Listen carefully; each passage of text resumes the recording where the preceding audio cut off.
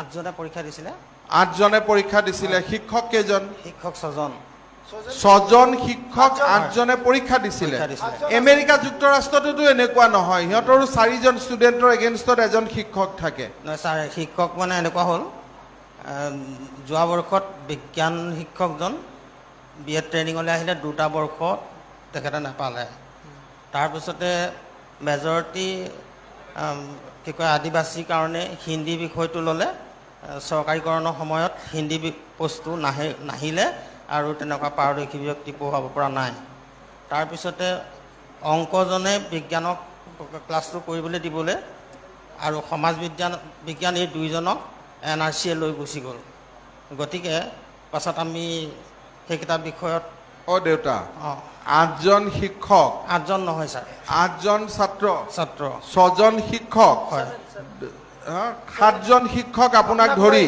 কি কৈছে 7জন শিক্ষক হয় আৰু 8জন ছাত্ৰ হয় তাৰ পিছত 2জন যদি এনআৰচিয়ে লৈও গ'ল হয় 5জন শিক্ষক থাকিলে হয় 5জনৰ ভিতৰত 8জন ষ্টুডেন্ট দিনে ৰাতিয়ে ঘৰত গৈ পঢ়ালেও দেখোন গোটেইখিনি পাছ কৰি যায় হয় বাইদেউ কোৱা নিচিনাকৈ অলপ আগৰ বাইদেউ কোৱা নিচিনাকৈ ল'ৰা ছোৱালী আমি ঘৰৰ পৰা মাতি আনিব লাগে আৰু ঘৰৰ পৰা কিয় মাতিব লাগে আপোনালোক ঘৰত যাব পাৰে যাওঁ মই ঘৰে ঘৰে ঘূৰি ফুৰোঁ তেতিয়া ঘৰে ঘৰে ঘূৰি ফুৰোঁ প্ৰত্যেকক কওঁ আৰু নিজেও মানে কি কয় এবাৰ 3জনে কম্পাৰ্টমেণ্ট দিব 3জনক মই পইচা দিছোঁ এই পেনটো ক'ৰ পৰা পালে পেনটো দোকান মানে নিজে কুচাই লৈছে বৰষুণৰ কাৰণে কুচালোঁ ছাৰ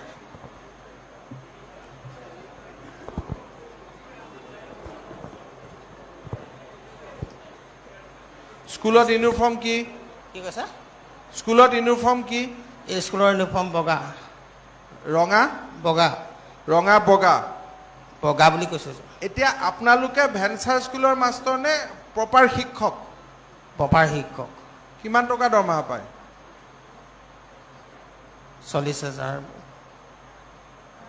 এতিয়া যে আমি যদি 40,000 টকাৰ পৰা আপোনালোকে যদি কাবাক টিউশন ল'ব ল'ৰাখিনিক 5,000 টকা দি দিয়ে মাহত গোটেইখিনিতো ডেকা ল'ৰাবিলাকে পাছ কৰাই দিব যোৱাবাৰ মই আপোনালোকে এতিয়া যে 8জন ছাত্ৰ আছে এই 8জন ছাত্ৰক যদি মই জাতীয় বিদ্যালয় এখনত নামভৰ্তি কৰাই দিওঁ কাখৰ আৰু আপোনালোকৰ দৰমহাৰ পৰা যদি মাহত তেওঁলোকক 5,000 কৈ টকা দিওঁ গোটেইকেইজন পাছ কৰি নাযাব জানো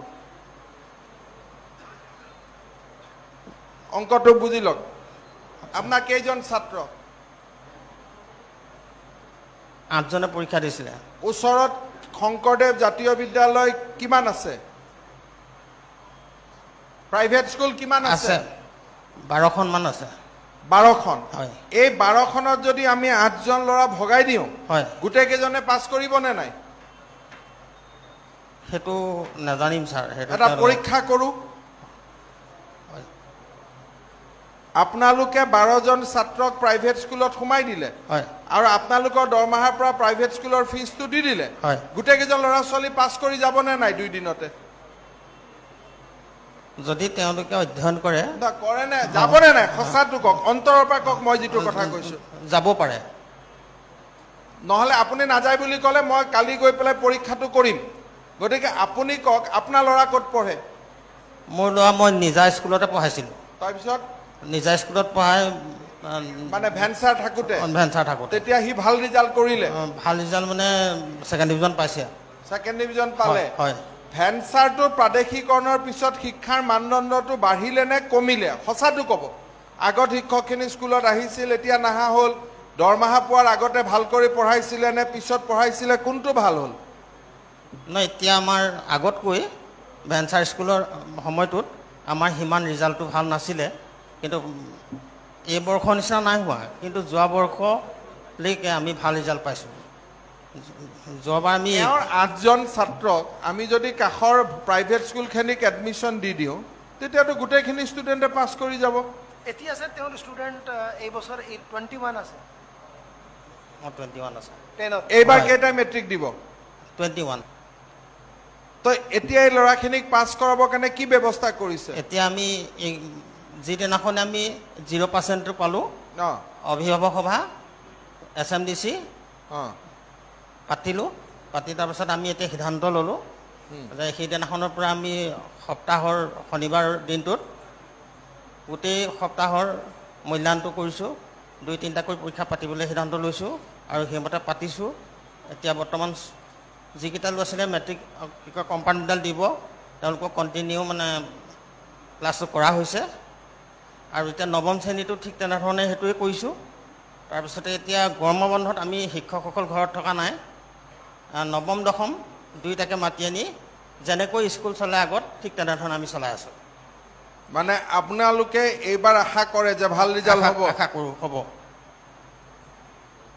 কিন্তু এইবাৰ যদি ভাল ৰিজাল্ট নহয়, হয়, এই ষ্টুডেণ্টখিনিক মই প্ৰাইভেট স্কুলত দিম, ফিজটো আপোনালোকে দিব লাগিব।